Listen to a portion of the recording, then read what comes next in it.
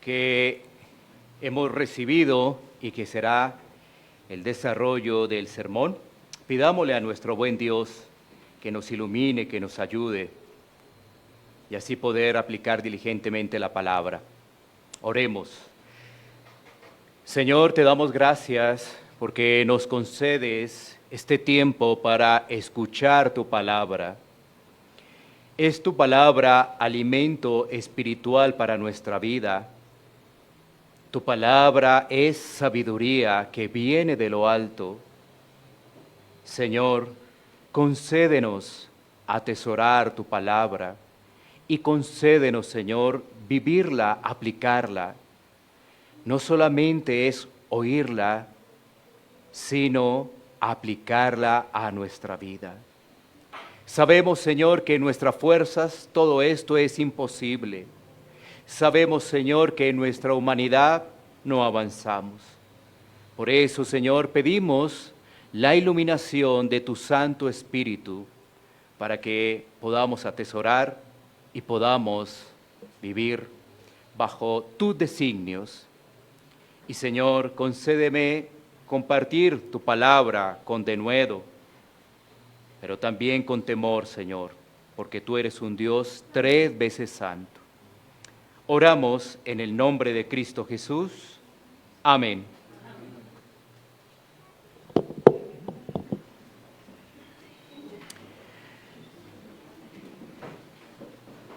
El Señor en su bondad nos permite seguir abordando este tema. El matrimonio. Estamos en la serie El propósito de Dios para la familia. Esta es la serie que estamos abordando. Y hoy vamos a hablar de perseverando en el matrimonio sin perder el gozo. Perseverando en el matrimonio sin perder el gozo. Es el tema o el título del mensaje para esta oportunidad. Hagamos una breve introducción antes de ir de lleno a nuestro pasaje. Hoy en día, el posmodernismo ha fracturado en gran manera el concepto del matrimonio, ya que muchas personas piensan de la siguiente forma. Unos dicen, yo no me quiero casar porque no deseo compromisos. Otros dicen que se casan pero que no quieren tener hijos. Otros afirman que el matrimonio está pasado de moda. Ahora, los que se quieren casar lo distorsionan y hasta se casan con muñecos de trapo. Y otros efectivamente quieren casarse, pero no saben los beneficios y las responsabilidades del matrimonio. Todo esto, ¿por qué se da? Todo esto, ¿por qué acontece?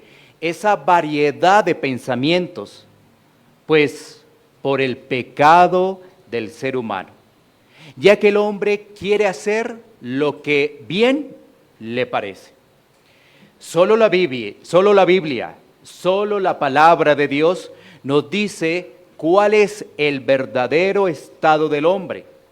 También la Biblia nos informa cuál es el propósito de Dios para el matrimonio y cómo los cristianos debemos ser luz para los que están en tinieblas, en todo sentido. Por supuesto, en el matrimonio también. Y debemos vivir el matrimonio en gozo, ya que nuestro cónyuge es un regalo de Dios. Miremos un momento cómo quedó la raza humana tras la desobediencia y las consecuencias para la familia. Recordemos ello. Así que tenemos que ir al primer libro de la Biblia, a Génesis, capítulo 3, versículos 16-19, para recordar qué fue lo que ocurrió tras la desobediencia de la primer pareja de la humanidad. Génesis capítulo 3, versículos 16 al 19. A la mujer dijo, multiplicaré en gran manera los dolores en tus preñeces. Con dolor darás a luz los hijos, y tu deseo será para tu marido, y él se enseñoreará de ti. Y al hombre dijo, por cuanto obedeciste a la voz de tu mujer y comiste del árbol de que te mandé, diciendo, no comerás de él, maldita será la tierra por tu causa, con dolor comerás de ella todos los días de tu vida. Espinos y cardos te producirá y comerás plantas del campo. Con el sudor de tu rostro comerás el pan hasta que vuelvas a la tierra, porque de ella fuiste tomado, pues polvo eres y al polvo volverás. ¿Qué podemos recordar una vez más de este pasaje de las Escrituras allí en Génesis? Las consecuencias por la desobediencia del hombre. Esas consecuencias porque el ser humano quiso ser como Dios. Esas consecuencias se dan tanto en la mujer como en el hombre, la familia y la vida en sociedad. Así que esas consecuencias cubren todas las esferas donde se desarrolla, donde está el ser humano. Debemos recordar entonces que bajo estas situaciones el pecado quedó a la puerta, el pecado ronda, el pecado destruye, el pecado trae muerte. Y eso también pasa, por supuesto, en el matrimonio. Esa es la realidad por la cual el matrimonio está distorsionado por el pecado del hombre, por la condición natural del hombre. Las estadísticas son claras. Las personas se divorcian hoy en día y esto es tan normal como ir al supermercado a comprar cualquier producto. Esto se ha vuelto muy normal. Las personas desechan a Dios y aún en el campo cristiano observamos tristemente que las personas se divorcian. Eso es una realidad. Hay que tener presente que la distorsión del matrimonio se ha visto a través de la historia. Es decir, esto no es algo nuevo. Ya vimos que es por la desobediencia del hombre. Y más bien debemos retomar lo que dice las Escrituras, caminar en esa línea, ya que eso traerá a nuestros matrimonios esperanza. Y así también podemos descansar en Cristo. Después de esta breve introducción, analicemos nuestro pasaje. Pero lo primero que debemos hacer es mirar un poco el contexto de nuestro pasaje de Mateo, capítulo 19, y lo que hemos leído, el versículo 6. Así que vamos a mirar el contexto y esto nos va a ayudar a extraer las riquezas, precisamente, de lo que nos está mencionando el versículo que tenemos presente. ¿Qué tenemos, por ejemplo, a partir del versículo 1 del capítulo 19? Se nos dice que Jesús se fue al otro lado del Jordán. Allí aparecen en escena nuevamente los fariseos. Estos fariseos tenían un objetivo con nuestro Señor Jesucristo. El relato bíblico nos explica cuál era ese objetivo. Era hacerle caer, era tentarle para que pecara. Entonces, estos fariseos le preguntan, ¿es lícito dar carta de divorcio por cualquier cosa a la esposa? Ahí está lo que estos fariseos están preguntando, si era lícito. La respuesta de nuestro Señor es muy clara. Él se remonta a decir, en el principio no fue así. Él está haciendo también alusión a las Escrituras, alusión al momento de la creación, cuando el hombre fue formado por Dios y como tal el objetivo del hombre en ese momento que era glorificar a Dios, por medio de la familia, por medio de sus actividades laborales y sus prácticas espirituales. Hay un propósito por el cual Dios nos ha creado, es darle gloria. Pero uno se pregunta, ¿cómo le doy gloria a Dios? Bueno, por medio de la familia, por medio de mi desempeño laboral y mis prácticas espirituales. Así le estoy dando gloria y honra a Dios. Pero lamentablemente, como lo hemos dicho, el hombre decidió no obedecer y ponerse en rebeldía contra Dios. Recordemos un momento Génesis 2:24. Génesis 2:24. Por tanto dejará el hombre a su padre y a su madre y se unirá a su mujer y serán una sola carne. Así que esta verdad que está en las Escrituras nos va a ayudar a entender nuestro pasaje central, ¿no? Así que no son ya más dos, sino una sola carne. Por tanto, lo que Dios juntó, no lo separa el hombre. Vamos a mirar 3 puntos de este versículo. 3. El primero, la unión, lo que estamos viendo ahí. Así que ya no son más 2, la unión. El segundo, el autor de esa unión. Y el tercer punto, la advertencia que se entrega. Así que vemos 3 puntos: la unión, el autor y la advertencia. La unión, el autor y la advertencia. Vamos con la unión. Dice allí nuestro pasaje, así que no son ya más 2, sino una sola carne. Para entender esta unidad, es importante que nosotros podamos mirar lo que nos dice Génesis capítulo 2, versículos 21 al 24. Tenemos que remontarnos a las Escrituras. Mira cómo es el proceso. Nuestro Señor Jesucristo está allí con los fariseos. Los fariseos hablan de las Escrituras, ¿cierto?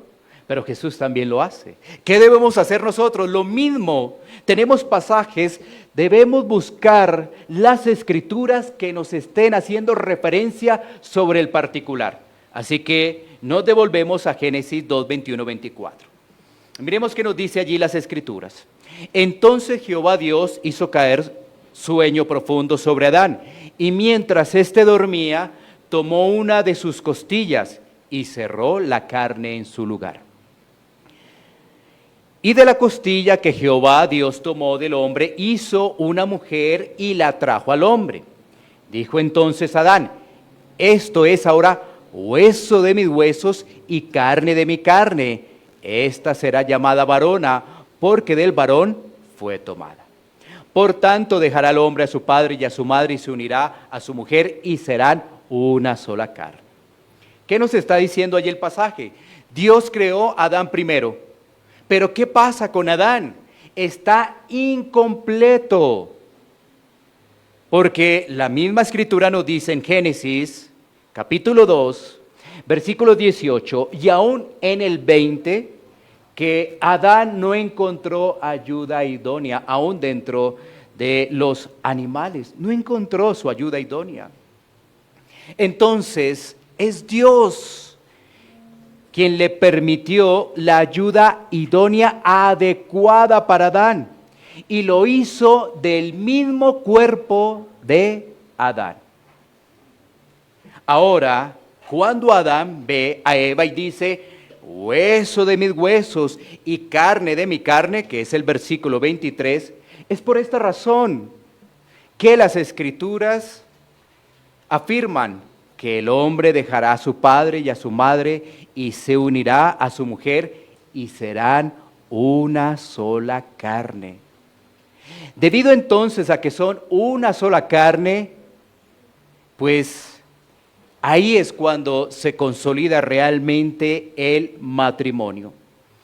Cuando pensamos en esa unión, la podemos referenciar específicamente en la área física, ¿no? Y a la relación sexual.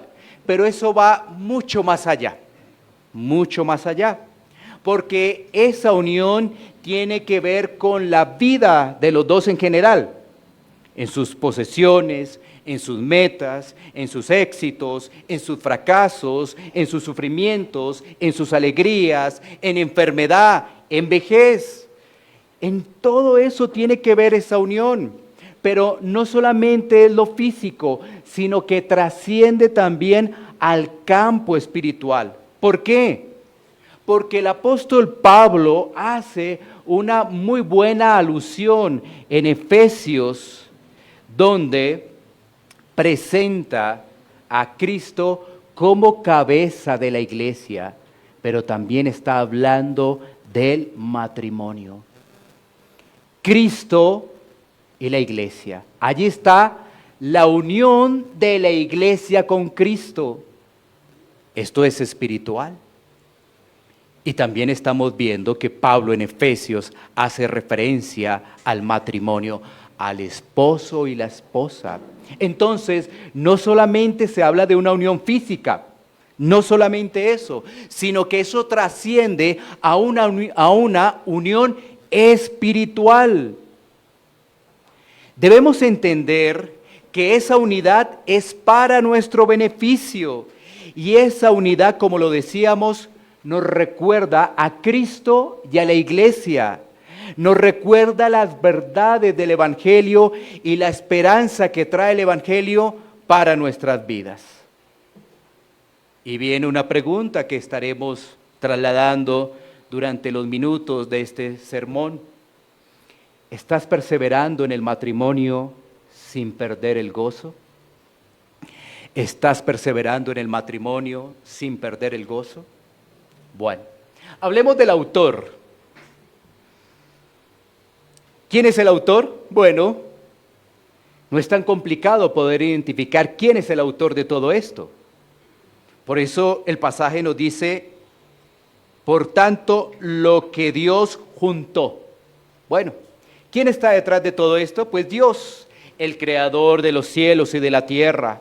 Dios diseñó un plan perfecto de salvación, un diseño para el matrimonio, un diseño para la familia, un diseño para relacionarnos con los demás y también la forma en que nos podíamos acercar a Él. Dios lo dejó todo listo, Dios lo preparó todo. Así que por su pecado el hombre se rebeló contra Dios. Y entonces, ¿qué ocurre? El hombre o la mujer, por su egoísmo, se separa, afectando así el diseño original. Claro, porque cuando hay separación, se está afectando el diseño original. Entonces, para un matrimonio, ¿qué significa que Dios es el autor? Significa que los que deciden casarse deben considerar el matrimonio como una institución divina, un estado en el cual ellos deben conducirse de tal modo que no solo se establezca la unión sexual, también que eso trascienda a una unión espiritual, moral e intelectual. Así que eso es lo que se debe comprender cuando asumimos que nos vamos a casar. Entender que Dios es el autor del matrimonio, que el matrimonio es una institución divina. Tengamos presente estos versículos. Génesis 1, 27, 28. Y creó Dios al hombre a su imagen, a imagen de Dios lo creó, varón y hembra los creó. Y el 28. Y los bendijo Dios y les dijo, fructificad y multiplicaos, llenad la tierra y sojuzgadla, y señoread en los peces del mar, en las aves de los cielos y en todas las bestias que se mueven sobre la tierra. Así que aquí estamos viendo cosas muy interesantes. Por ejemplo, se le manda a la primer pareja pero de allí en adelante ¿a qué? A fructificad y multiplicad. Por eso es muy raro cuando nosotros empezamos a analizar y a meditar que hay parejas cristianas que no desean tener hijos. Los del mundo, eso es normal, eso es absolutamente normal.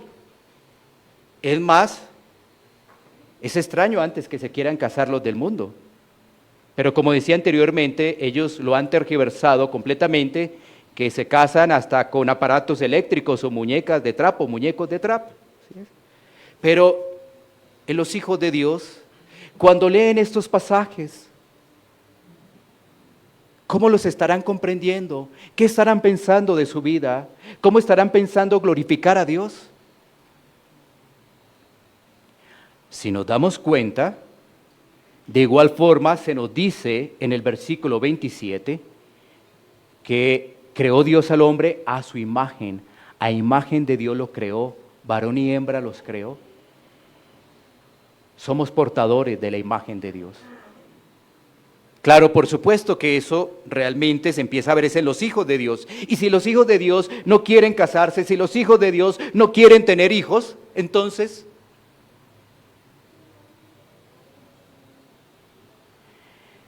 miremos una vez más en Génesis 2:18 esa verdad que hemos tenido como referente, que no es bueno que el hombre esté solo. Y dijo Jehová Dios, no es bueno que el hombre esté solo, le haré ayuda idónea para él. Fue Dios quien trajo a Eva. Fue Dios quien permitió que se juntara en este caso con Adán. Ciertamente, desde todos los aspectos, es Dios quien establece el matrimonio como una institución divina. Si ves, hemos tenido allí unos pasajes de los primeros capítulos de Génesis para poder entender esa verdad. El autor es Dios, y lo que dice Dios ahí no es para que lo tomemos a la ligera. ¿Cuál ha sido el gran problema de algunos sitios donde comparten estos primeros capítulos de Génesis? ¿Tú sí sabes cuál ha sido el problema cuando comparten Génesis 1 y 2? Dicen que estos son unos hermosos mitos que nos trae la palabra de Dios. Es decir, ellos no creen que esto es literal, que esto ocurrió. Al no creer eso, por supuesto, no van a enseñar lo que nosotros estamos afirmando, que el matrimonio es una institución divina, que el matrimonio, en el matrimonio hay hijos, claro, providencialmente habrá personas que no pueden concebir, eso es otra cosa, ¿no? Eso es otra cosa. Pero nosotros estamos afirmando que lo que aparece aquí en Génesis, en los primeros capítulos, es verdad, no es un mito, no es una fábula, es la palabra de Dios. Y ahí está la diferencia con aquellos que predican de forma liberal. Por eso entendemos que hoy en día algunos que se dicen ser cristianos no quieren casarse, no quieren tener hijos, porque piensan que esto es una bella fábula para recrear a las personas, la historia de Adán y Eva y del fruto prohibido. Bueno, miremos ahora la advertencia. Ya hemos visto la unión, el autor. Ahora veamos la advertencia. Lo que Dios juntó, no lo separe el hombre. Volvamos a Mateo 19, pero nos vamos a concentrar ahora de los versículos 7 al 9, donde dice la palabra de Dios. Le dijeron, ¿por qué pues mandó Moisés dar carta de divorcio y repudiarla? Él les dijo, por la dureza de vuestro corazón Moisés os permitió repudiar a vuestras mujeres, mas al principio no fue así. Y yo digo que cualquiera que repudia a su mujer, salvo por causa de fornicación, y se casa con otra, adultera, y el que se casa con la repudiada, adultera. El hombre, por su pecado, ha querido destruir el matrimonio. Y en su propio pueblo se estaba observando ello. Sabemos en primera instancia que en otras culturas el matrimonio se utilizaba para otros fines, ¿no? Por ejemplo, recordemos algo un poco de ese tiempo. La cultura romana. ¿Cómo utilizaba el matrimonio la cultura romana? Bueno, el fin del matrimonio para la antigua Roma tenía como referencia generar hijos legítimos que heredasen la propiedad y la situación de sus padres. Fíjense que en la antigua Roma era heredar hijos legítimos, para que ellos pudieran también vivir bajo lo que le dejaban sus padres, ¿no? Para los griegos, ellos lo observaban como un asunto de importancia social y política.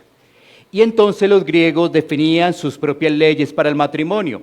Ellos definían en qué momento se podían tener varias esposas o situaciones particulares. Pero, ¿qué era lo que estaba pasando en el pueblo de Dios? El pueblo de Dios también estaba adoptando la figura del divorcio como algo normal. ¿Sí? Eso es lo que estamos leyendo en estos versículos. Los fariseos le responden a Jesús, ¿por qué Moisés entonces permitió eso? ¿Sabes? Los fariseos estaban citando Deuteronomio 24:1-4 para argumentarle a Jesús. Mira cómo hacen los fariseos. Toman la palabra, toman lo que dice Moisés, van allí a Deuteronomio 24:1-4 para refutarle a Jesús. Entonces, nosotros debemos ir a ese pasaje. Deuteronomio 24:1-4.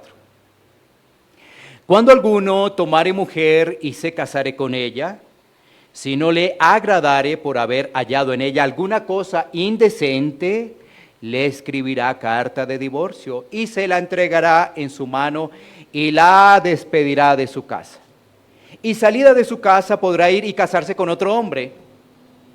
Pero si la aborreciere este último y le escribiere carta de divorcio y se la entregare en su mano y la despidiere de su casa, o si hubiere muerto en el postrer hombre que la tomó por mujer, no podrá su primer marido que la despidió volverla a tomar para que sea su mujer, después de que fue envilecida, porque es abominación delante de Jehová, y no has de pervertir la tierra que Jehová tu Dios te da por heredad. Así que los fariseos tenían varias interpretaciones de este pasaje de Deuteronomio. Hay que explicar algo. Los fariseos también hacían parte de diferentes escuelas de enseñanza. Y esas escuelas de enseñanza entregaban la interpretación. Hacía eso que no hubiese una posición unificada sobre la interpretación del pasaje que hacemos mención de Deuteronomio 24. Entonces, ellos por su carne tomaban más la interpretación liberal. Y mira lo que podría explicar la interpretación liberal. Ellos cómo veían la palabra indecente, que es como la palabra clave ahí de Deuteronomio 24. De la siguiente forma. Por ejemplo, si la esposa le servía a su marido comida quemada, eso ya era causal de separación. ¿Sí ves? O sea, a ellos les parecía interesante esa interpretación más liberal. Comida quemada, bueno, eso ya es causal de separación. Otro elemento, si la esposa hablaba muy alto y los vecinos podían oírla, eso era una razón para presentarle carta de divorcio, efectivamente. Así que ellos habían tomado eso de Deuteronomio 24 y esa palabra indecente como cualquier cosa para separarse de su mujer. Su corazón entenebrecido, no ajustado realmente por las Escrituras, los llevaba a eso. Un corazón religioso, a una malinterpretación de las Escrituras y mirar la palabra indecente por cualquier lado. ¿Hablo duro? Indecente, carta de divorcio. Comida quemada, bueno, también. Sigamos.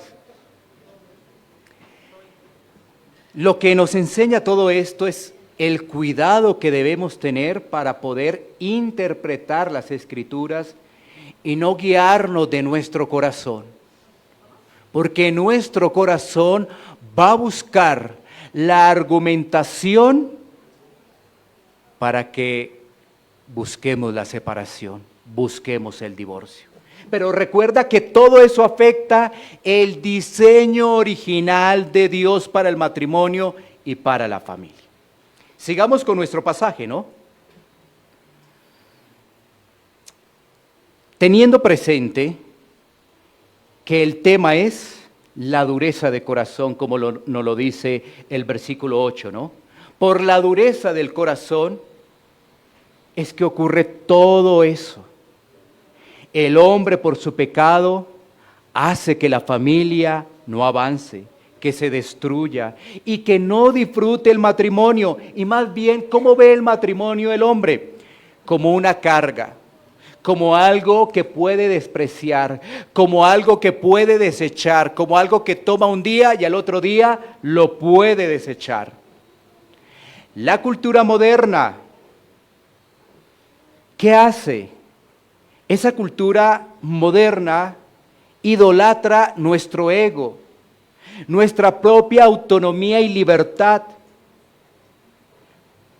Así que lo más valioso hoy en día es yo mismo, mis propósitos, alcanzar el placer y la felicidad. El egocentrismo reina y todo eso es por el pecado.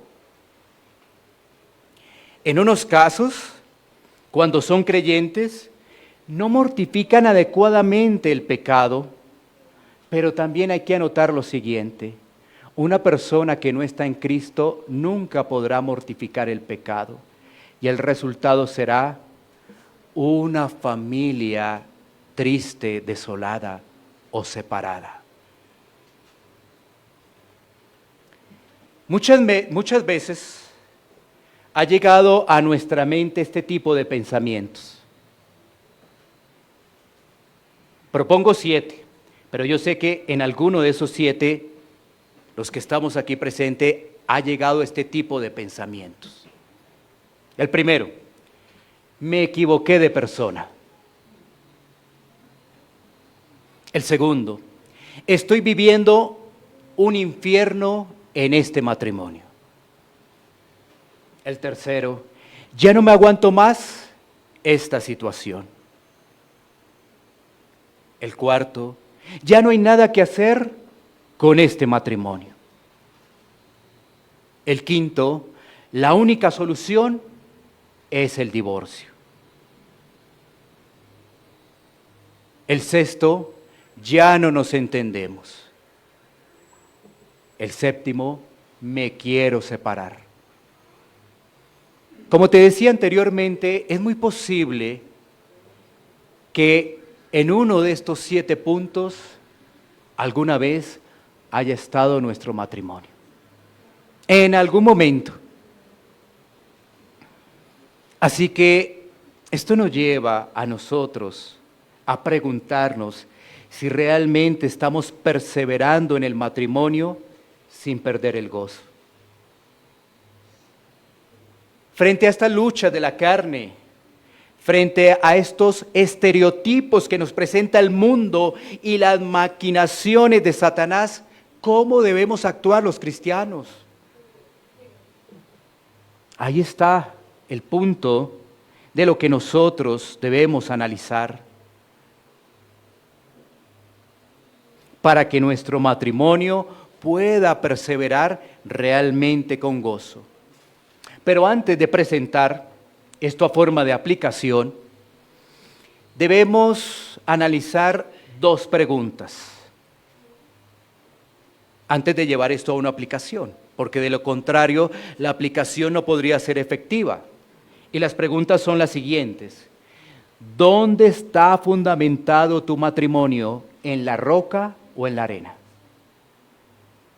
¿Dónde está fundamentado tu matrimonio? ¿En la roca o en la arena? Porque vamos a dar unas aplicaciones, y si no se resuelve bien esta pregunta, las aplicaciones no tendrían ninguna validez. La otra pregunta es la siguiente: ¿consideras a tu cónyuge cristiano? ¿Consideras a tu cónyuge cristiano? Así que, bajo estas dos preguntas, vamos a presentar las siguientes aplicaciones. Si el matrimonio está en la roca, lo primero es profundizar en el propósito de Dios para el matrimonio. Profundizar en el propósito de Dios para el matrimonio. Entendiendo lo siguiente: que es imposible el estándar del matrimonio fuera de Cristo. Es imposible el estándar de Dios del matrimonio fuera de Cristo. Y aunque no hay matrimonio perfecto, sí hay matrimonios que están en Cristo, que luchan con su carne, que mortifican el pecado, que tienen la mirada en las cosas de arriba y no en las cosas terrenales. ¿Sí? Hay que mencionar ello. Cada vez que uno de los dos, o sea, es decir, cada vez que un cónyuge decide ceder, sacrificarse, amar desinteresadamente y hacer todo lo posible para preservar con gozo parte del pacto matrimonial, está apuntando a algo mucho más mayor. Quiero repetirte esto para que lo puedas ir entendiendo.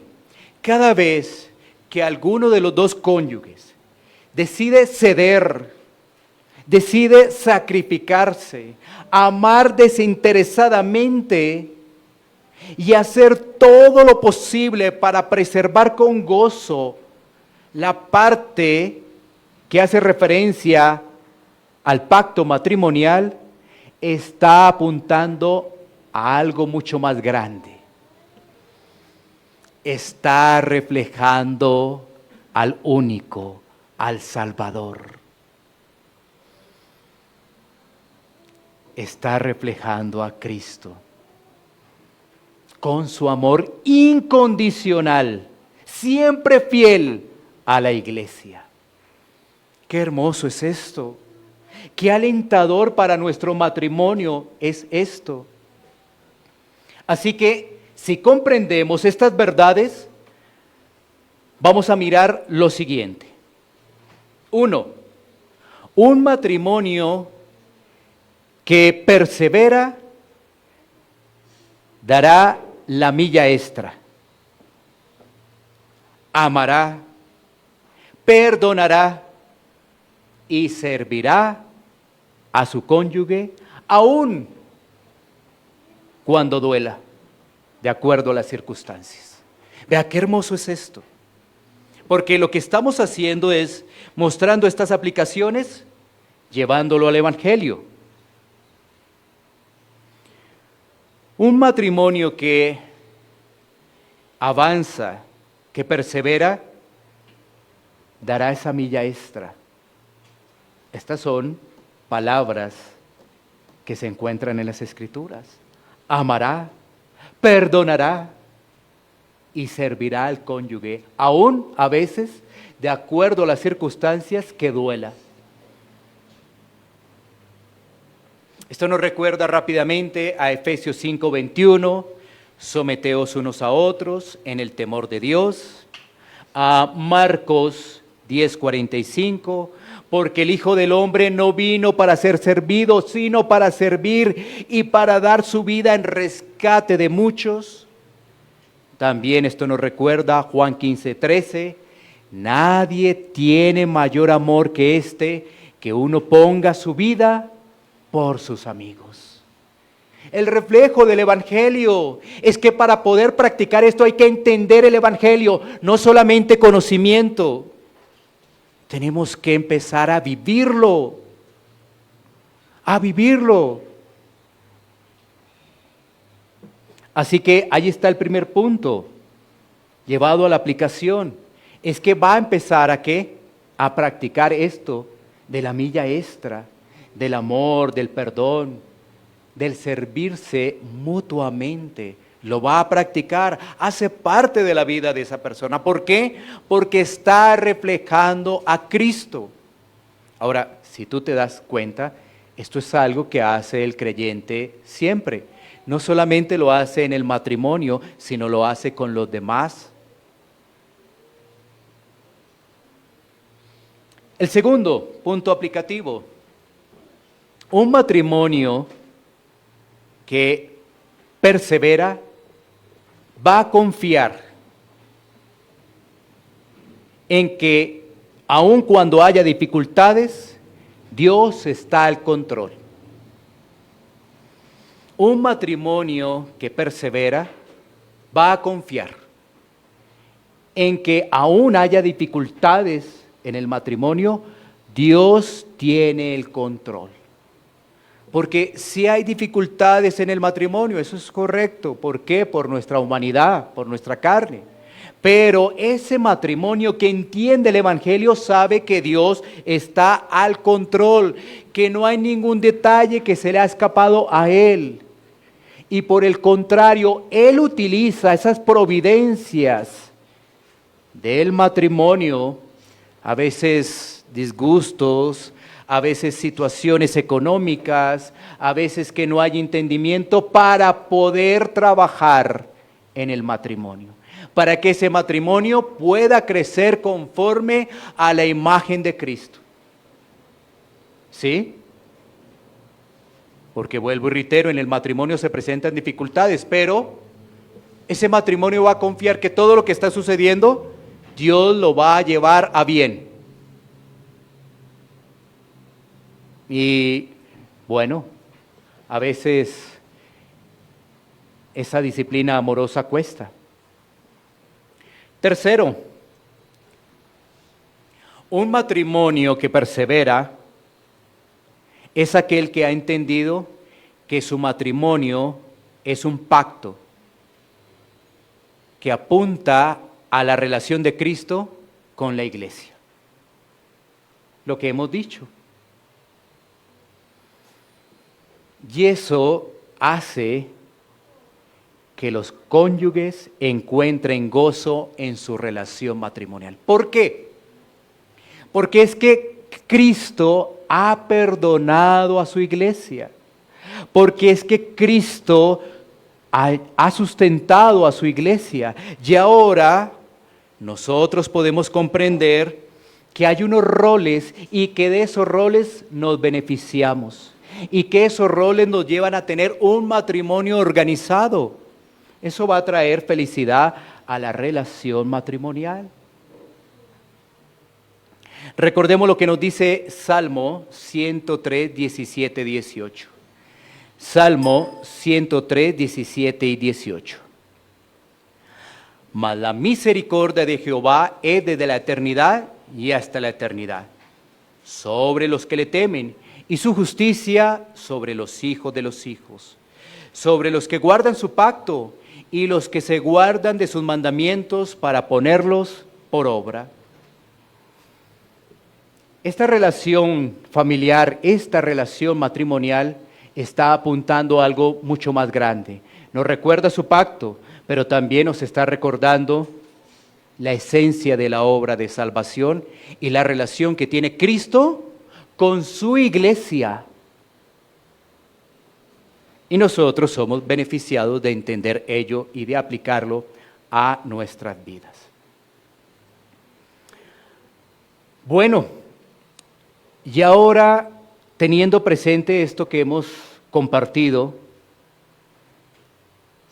si tú te das cuenta que tu matrimonio está fundamentado en la arena, ¿qué debes hacer? Porque recuerda que planteamos unas preguntas, ¿no? ¿Cómo está tu matrimonio? ¿Edificado sobre la roca o sobre la arena? Hemos hablado que si está sobre la roca hay unos 3 puntos aplicativos para que nosotros los tengamos presentes y trabajemos en esos puntos aplicativos. Y si recuerdas, el primero estaba hablando de esa milla de más, esa milla extra de perdonar, de amar, de servirnos. ¿Sí? ¿Lo recuerdas? Pero, ¿y qué? De aquellos que piensan que su matrimonio está fundamentado en la arena. Bueno, 2 cosas para poder compartir. La primera es que esa persona se pueda dar cuenta a través de lo que hemos expuesto de su condición, de su forma de vida y de cómo está llevando el matrimonio. Que todo eso está impregnado de pecado. Que esos pensamientos que han llegado a ese matrimonio no son pensamientos que hablan de la esperanza y la reconciliación. Así que lo siguiente que debería hacer es arrepentirse y poner su mirada en Cristo. Porque de lo contrario ese matrimonio nunca saldrá a flote. Ese matrimonio nunca tendrá esperanza. Hoy en día, muchos esperan a que sus hijos crezcan y se separen. Otros no se han separado, quizás por sus hijos, pero viven amargados, viven melancólicos y para nada disfrutan el matrimonio. Quizás ese es el matrimonio que está sobre la arena. Edificado sobre la arena, a cualquier momento puede venir una tempestad y se lo lleva. Es ese matrimonio que sigue pensando que allá tú, tus cosas, y estas son mis cosas. Es ese matrimonio que sigue pensando egoístamente. Es ese matrimonio que ¿cómo le cuesta realmente perdonar? Ahora, recuerden, a los hijos de Dios también nos cuesta perdonar. Pero ¿sabes qué? ¿Por qué lo hacemos? Porque hay alguien mayor en nosotros. Es por eso que nosotros lo hacemos. Hay alguien mayor en nosotros. Esa es la diferencia. Ellos no tienen el Espíritu de Dios. Y entonces no se practica el perdón.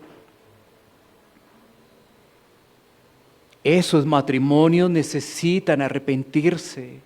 Todavía hay esperanza si se vuelven a Cristo, si solo miran a Cristo, podrán entender los beneficios y las responsabilidades del matrimonio y así ese matrimonio puede perdurar hasta que la muerte los separe. Pero además, ese matrimonio que camina en la religiosidad no es un buen ejemplo para la sociedad. No está haciendo luz en las tinieblas.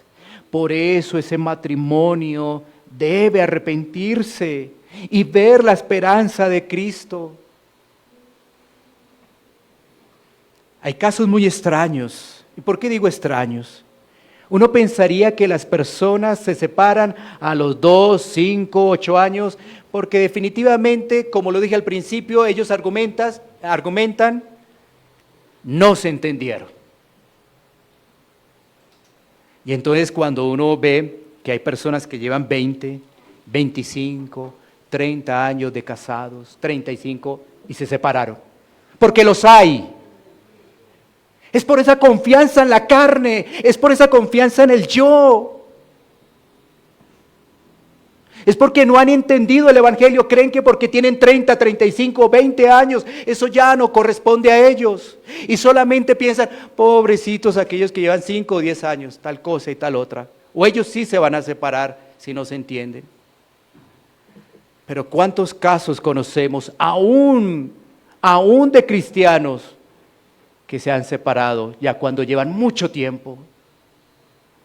Y entonces cuando escuchamos estos temas, está la soltera, el soltero, está el separado y está el casado, y entonces la soltera y el soltero dice, esto no es para mí, no le pongo atención a esto. Está el separado y dice, esto no es para mí. Y el casado, el que puede llevar mucho tiempo, dice, no, ya, yo me aguanto aquí la persona que me tocó, ¿ya qué? Y la pregunta que estamos compartiendo es, si estás perseverando en el matrimonio con gozo, con gozo. Así que para ese matrimonio que está edificado sobre la arena, hay solamente 2 caminos. O sigue sobre la arena y eso se va a derrumbar, o pone su mirada en Cristo para que pueda tener esperanza. Pero hay otra pregunta que planteamos, y es, si el cónyuge no es cristiano, ¿se acuerdan que también la planteamos? Bueno, la Escritura nos recuerda algo muy importante en Primera de Pedro 3, 1, 2. Primera de Pedro 3, 1, 2. Y que pueda hacer referencia no solamente a las mujeres, sino aún también a los hombres, porque el pasaje nos tiene un énfasis con la mujer, ¿no? Entonces uno diría, bueno, solamente las mujeres. Pero hoy en día también puede suceder al contrario, ¿cierto? Que el esposo sea cristiano y la esposa no. También puede suceder hoy en día. Entonces, ¿no tendría aplicación el versículo, este pasaje? No, claro que sí. Leámoslo.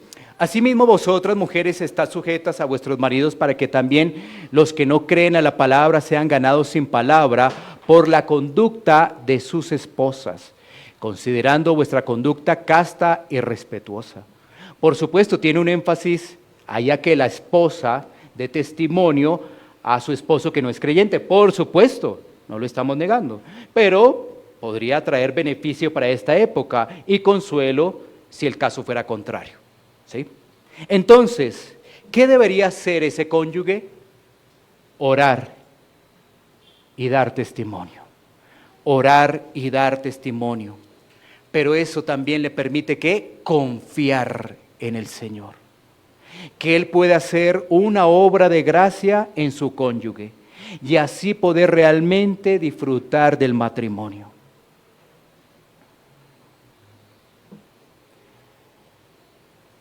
Ahora, no podemos olvidar unas palabras finales para considerar. Para cultivar todo esto que hemos hablado, para atesorarlo, para vivirlo, ¿qué debemos hacer? Pues, por supuesto, entender que ahora somos una sola carne. Qué hermoso es ver a los esposos orar juntos. Qué hermoso es ver a los esposos que están estudiando la palabra juntos. Qué hermoso es ver a los esposos que se dirigen a la congregación juntos. Qué hermoso es ver a los esposos dispuestos a ser guiados por el Señor y crecer juntamente. Son uno solo. Qué hermoso es ver eso. ¿Cómo no lo vamos a cultivar? Debemos cultivar ello. Un matrimonio que tiene esa firme convicción va a empezar a trabajarlo. Si no lo ha hecho, lo va a empezar a hacer. Para que así pueda gozarse realmente en el matrimonio.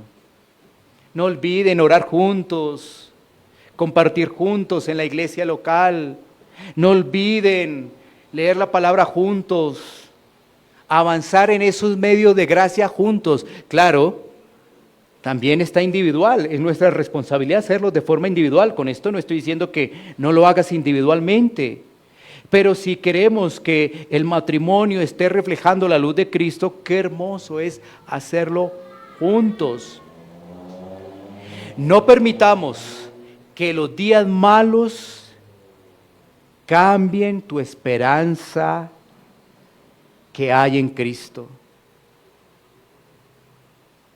Debemos recordar que es Dios quien está con sus hijos para ayudarnos, para fortalecernos, para que podamos entender la funcionalidad del matrimonio. Es Dios quien está con nosotros, trayendo ese ánimo. Es Dios quien está peleando con nosotros, aún en esos momentos de dificultad. Nosotros nos queda bajo nuestra responsabilidad es a poner en práctica y disfrutar de nuestro matrimonio y así también ser luz a aquellos que están en oscuridad. ¿Cómo podríamos ser de ejemplo a muchos matrimonios que están en crisis en estos momentos? Tú dirías, bueno, voy a llevarle el Evangelio. Bien, bien. Pero también contribuyes a que los demás vean en ti el gozo que tú tienes de que el Señor te haya dado el esposo o la esposa. Qué importante sería eso. Así que estamos es para hacer luz en medio de las tinieblas. Vamos a tomar un tiempo para poder orar.